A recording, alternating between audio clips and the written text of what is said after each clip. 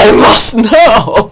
What's up, Nanner? I have a red spot on my head. Today is an X-Files day, and I'm going to react to the 4th episode of the first season, entitled Conduit.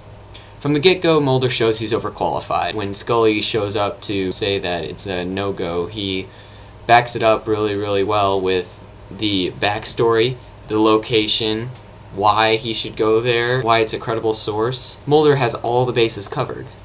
He's calm, he's firm in his decisions. I love how Duchovny just melts into this role of a smooth character who just, you know, he's firm, but he's not lifeless. I just think he's perfect for the character, and he plays it perfectly, and I like to see that, like, really early in the series. And it can only get better from here. One thing I've noticed about the places that Scully and Mulder...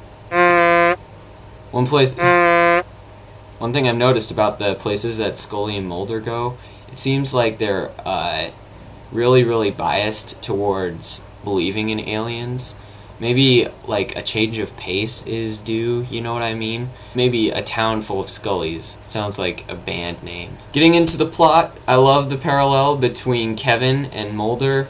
It's really apparent, like they both lost their sister, they're both searching for something, they even have the same sort of temperament, even though Mulder didn't.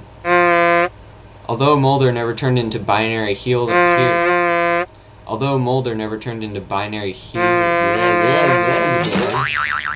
Okay. Now I know why actors do that, so they don't get tongue-tied. Although Mulder never turned into binary hearing man, the similarities are very striking. A few more things though. Even though, you know, the unlikely is what Mulder uses to explain the anomalies that are happening, he does a really good job of making the likely seem more likely than the likely possibility. He puts everything together and Scully's just like, oh, that couldn't happen, and she doesn't offer an alternate explanation other than, oh, it was by chance that he wrote down all of those numbers. That's like the monkey and typewriter argument. It'd take him 5,000 years or something like that, randomly pounding on the typewriter to pound out, in the beginning, God created the heavens and the earth, period. And he did that several times with several different things. It's not chance. And yet Scully can deny it, and I don't know how she can do that. She drives me crazy. Something I think is rather funny, I think that Miss Morris, even though she's been like ridiculed and laughed at her entire life and never been accepted by anybody, until Mulder and Scully came along, they were like they believed her and they wanted to help her, and they were the only people who wanted to help her, and she just pushes them away. Like saying, here, let me help you, to a homeless person. You give them $100, they go and take the $100 and then they get it in quarters and then throw quarters at you. Final thought before funsies. Fox wishes everything would be normal, you know.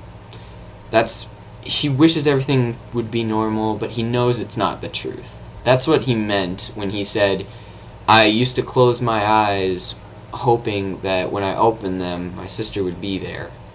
He means he would open his eyes and everything would be back to normal. Nothing would have ever been wrong. But he knows that's not the truth, and he walks through that door every day. It means he's looking for things to be normal.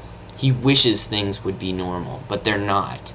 There's a truth out there that needs to be exposed, a truth that stole his sister from him, and a truth that is more real than anything anyone else has to say. And that's what the X-Files is all about, Charlie Brown. Some conclusions I got. Fox Mulder's parents were aliens because I can't think of any other beings that would name their kid Fox unless they were very estranged to society. So I guess Henry David Thoreau would count in that respect too. New conclusion. Henry David Thoreau was an alien.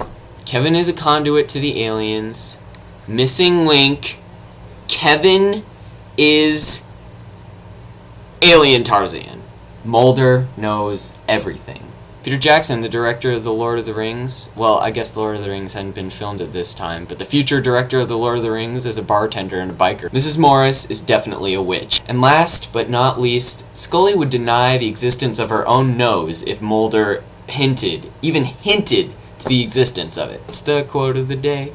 Yay! I have 2 quotes of the day today. This is the essence of science. You ask an impertinent question, and you're on your way to finding a pertinent answer. Fox Mulder. The other one is one that's a little bit deeper and can be applied to most of our lives. This was what hypnotized Fox Mulder said at the very end of the episode. I want to believe. Anyway, that's all I have for today, Nanner. I'll see you later.